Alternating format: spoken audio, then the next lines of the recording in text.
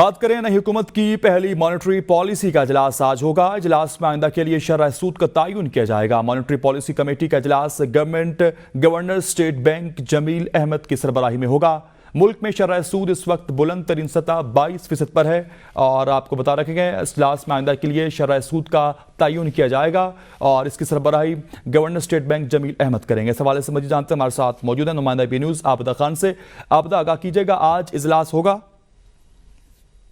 जी, नई हुकूमत की जो माली परेशानियां हैं, इस हवाले से नई हुकूमत की पहली मॉनेटरी पॉलिसी का इजलास जो है जराये का कहना है कि आज होगा।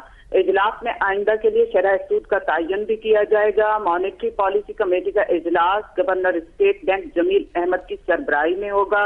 इसके अलावा आइंदा शरह सूद का ऐलान भी आज ही किया जाएगा और मुल्क में शरह सूद इस वक्त बुलंद तरीन सतह पर 22% पर है।